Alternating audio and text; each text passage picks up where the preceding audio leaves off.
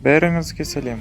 Бұл Алтын балық каналы. Бүгін сіздерге ерекше қозғалыс құралдары жайлы көрсететін боламыз. Flightboard Air бұл ерекше ұшатын аппарат. Техникалық жағынан гироскутер немесе тағы да басқа заманауи құрылғыларды басып озады. Flightboard Air бұндай аппарат болашақта әрқайсымыздың үйімізде болатынына сенімдімін. Дәл қазіргі сәтте әрқайсымыздың үйімізде өзіміздің жекеменшік көлігіміз бар секілді, болашақта әрқайсымыздың үйімізде осындай аппарат болатынына сенімім мол. Бұл аппарат жағармай арқылы ұшады. Аппаратты басқарып тұрған адам қолындағы пульт арқылы басқарып, жедел жылдамдыққа ие бола алады.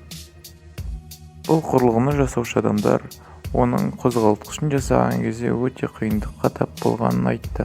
Өйткені оның салмағын жеңіл, яғни 3 кг болып жасау қиын болған, және бір жағынан майды аз жейтіндей қылып жасаған екен.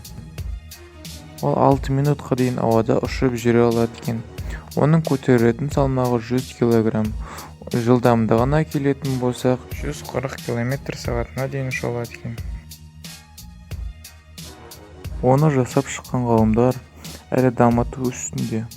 Ол 200 кг салмаққа шейін көтеретін қылып, 30 минут ауада қалықтап жүретіндей, ал жылдамдығына келетін болсақ, 200 км/сағатына ұшатындай қылып жасамақшы.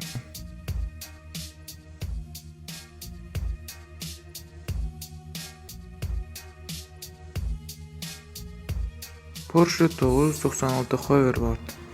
Бұл көлікті жасайтын компания Барселона қаласында орналасқан Bell&Belt компаниясы болатын. Бұл компания неше түрлі заттардан ерекше зат ойлап тапқанды жақсы көретін компания екен. Бұл компания бұған дейін де ерекше заттар жасап, 2 адамға арналған кровать немесе тағы да басқа заттарды машинаның сыртқы бөлігінен жасап жүрген екен. Бұл көлікті ойлап табушы адамдар бұл көлікті нағыз машинаның бөліктерінен жасап шыққан екен. Бұл көлікті ойлап тапқан адамдар бұл көлікті диван ретінде жасаған екен, яғни қонақ бөлмеден ас үйге дейін баратындай қылып жасаған. Бұл көлікті жасап шыққан адамдар бұл көліктің қаншалықты салмақ көтеретіндігін және қаншалықты жылдамдыққа дейін бара алатындығын және оның бағасы туралы нақты мәліметтер бермеді.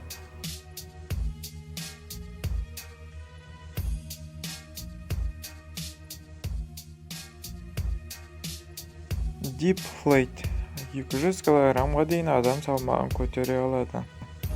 Бұл суасты қайығы сырт пішіні ұшаққа ұқсас. Бұл суасты қайығы судың астындағы әсем табиғатты тамашалауға көп көмегін тигізеді. Бұл қайықпен су астына 100 метрге дейін тереңдікке түсуге болады екен.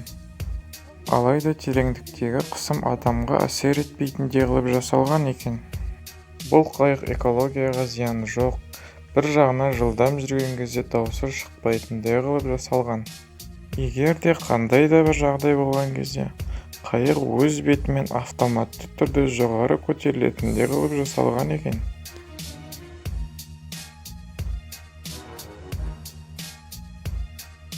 Nissan Blade Glide. Бұл машина сыртқы ортаға ешқандай зияны тимейтіндей жасалған машина екен.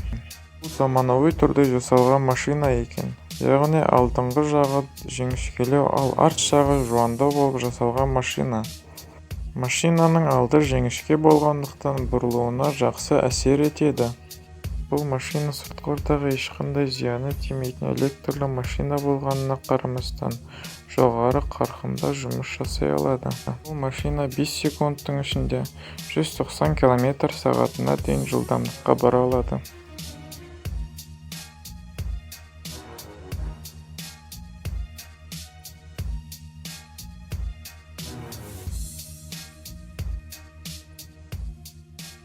Драйк.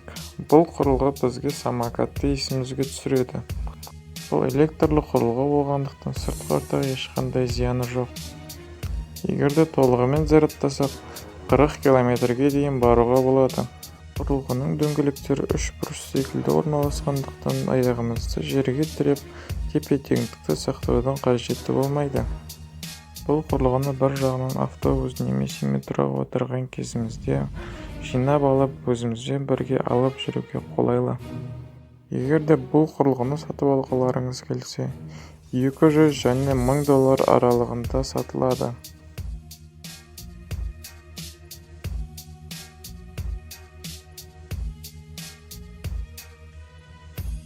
Icon A5.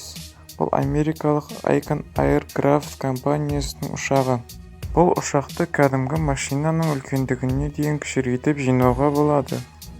Бұл ұшақты кез келген жерден айдауға болады.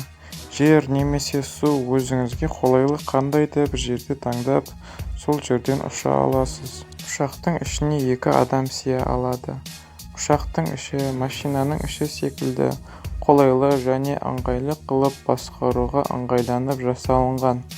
Ұшақтың ішінде өзі қонуға арналған кнопка бар.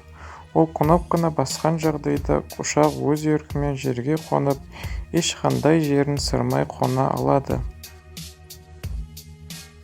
Егер де бүгінгі видео сізге ұнаса, лайк басып, комментарий жазып, каналға жазылуды ұмытпаңыздар.